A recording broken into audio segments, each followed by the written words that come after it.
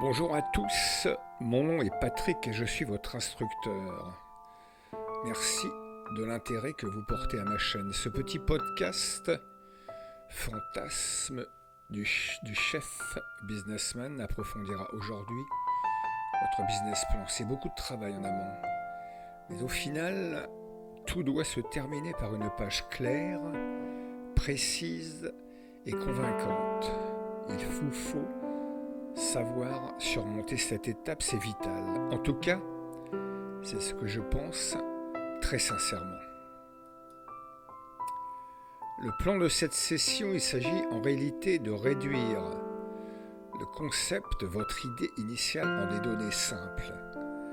Démontrer le contraire de ce que pense le commun des mortels, voire ceux qui sortent de la cuisse à Jupiter. Les compteurs, comme sur une Formule 1, oui, ça va vite. Par conséquent, il vous faut toute une série d'indicateurs pour suivre en temps réel l'état du moteur. Do the math. J'aime bien cette expression des Américains. J'ai voulu vous la faire partager. Nous allons y revenir. Les documents, c'est finalement ce que renferme le terme savant de business plan. C'est tout un tas de concepts qu'il faut résumer en une page ou deux maximum. Les PDF, pas de souci. Je vous concentre toute cette sauce sous la forme de PDF documents bien pratiques. Allez, une belle image. Ça vaut mieux que plein de belles explications. Photographiez-la dans votre tête jusqu'à la fin de la session.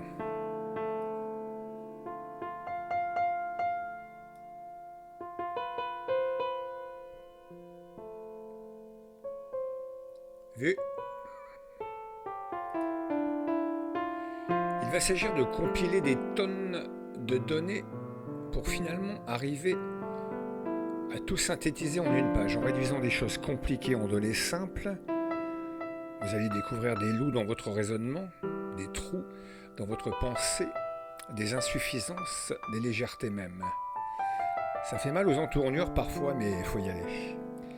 Gagner du temps pour faire comprendre. On attaque véritablement un gros morceau de ce projet, souvent raillé par les pourfendeurs des petites affaires, des petits chefs d'entreprise, partie très lourde car très importante.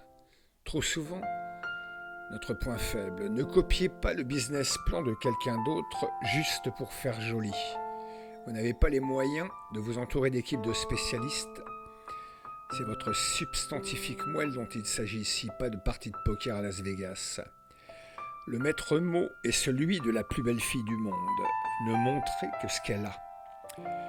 Notre business jouit d'une plutôt mauvaise réputation car considéré exercé par des bras cassés, sans expertise, sans ambition, de peu de pognon. Il nous faut démontrer le contraire. Comme au tiercé, le cheval part avec un handicap. Vous allez vous mettre au volant d'une F1. Quand ça démarre, ça va pousser. Attention au jet dans les virages. Il vous faut un casque solide et de bons yeux dans le cockpit. Accrochez vos ceintures. Un business fonctionne avec des compteurs. Ça brille dans tous les coins. À suivre les voyants au rouge, au vert, orange. Vitesse de croisière, rythme des ventes si conforme aux prévisions. Température moteur, si pas trop de stock, pas assez de turnover. Consommation d'huile et carburant, essentiellement la gestion des coûts. Kilomètres parcourus, me reste-t-il encore de l'essence? C'est la trésorerie, le cash flow. Business plan, expression US, do the math. Ce qu'il me faut savoir avant de commencer, pour faire simple, dans quoi je m'engage. Ce que je dois suivre au compteur, mes ventes, mes banques, mes dettes, ce que je gagne, mon profit ou mes pertes. C'est vous qui payez et paierez la note. Zéro bluff, réalisme à outrance. Vous devez faire saliver, pas vomir. Je conçois aisément que pour les béotiens que nous sommes, on arrive dans une phase un peu délicate. Pas de panique, on y va en douceur. Le but de la manœuvre est simple en lui-même. Quand le bolide est en route, il faut pouvoir comprendre comment ça se passe, contrôler les dérapages, rattraper des trajectoires. Tel est le simple but de toute cette paperasse, indispensable avant comme pendant. Les concepts, alors d'abord le SWOT en anglais, qui finalement résume vos forces, vos faiblesses, les opportunités de votre business et les menaces qui pèsent sur lui. Les coûts de démarrage, combien ça va vous coûter d'abord pour démarrer? Dès l'instant où vous parlez projet, l'argent commence à couler. Il s'agit immédiatement de collecter le moindre reçu. Le plan financier, comment allez-vous y prendre en termes de pognon? Il faut établir un compte d'exploitation simple.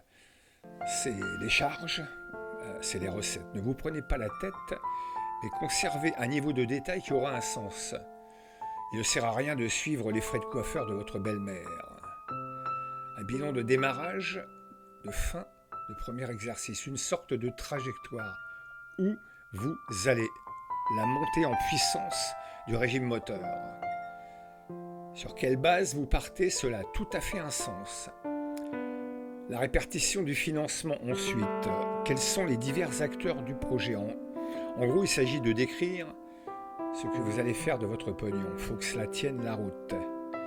Ne pas oublier que vous devrez peut-être démontrer la crédibilité de vos idées à des tiers extérieurs, la famille, les banques, et puis, le fameux exécutif summary en une page, voire deux, décrire ce que vous voulez faire, le menu, le local que vous allez louer ou acheter, l'organisation, vos équipes, le planning, quand allez-vous commencer, le marché, la niche, les clients que vous ciblez, la concurrence aussi, vous n'êtes pas seul sur le marché, vos fournisseurs, qui va vous vendre votre camelote, enfin, le chiffre d'affaires que vous ciblez, plein de fric, et combien vous allez dégager de bénéfices. Eh oui, il faut bien savoir ce que vous allez gagner, sinon c'est pas la peine de bosser. Qui vous allez embarquer dans votre galère. N'oubliez pas qu'en étudiant parfaitement, par exemple, votre niche client, ça vous évitera de poursuivre des chimères. Si les clients n'existent pas, aucun intérêt. Alors, à ce stade, il s'agit de faire des tableaux, des courbes, des camemberts.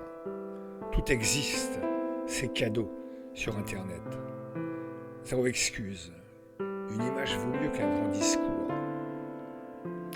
Face à tant de menaces, il vous faut être préparé à répondre. Attention, le business est un grand infidèle, ce qui le rend réaliste ou totalement farfelu, car éminemment sentimental. C'est souvent le point faible de tous les projets. Il s'agit en gros de définir une équation pleine d'inconnus qu'il vous faut résoudre. Les ricains appellent cela do de maths. En clair, faites vos calculs.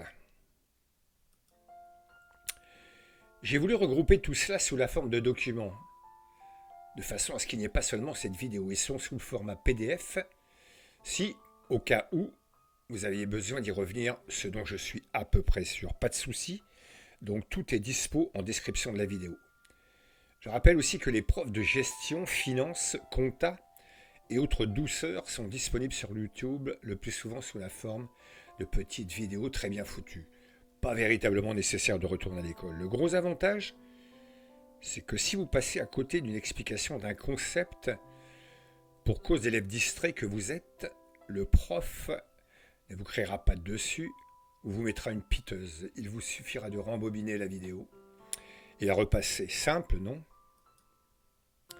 Rien de ce partage n'a pas été vécu. C'est seulement du concret, du solide. Telle sera aujourd'hui ma conclusion. C'est ce qui différencie le savoir de l'expérience, l'enseignement de l'instruction. Transmettre. Alors, on continue? À bientôt pour la prochaine session et merci beaucoup.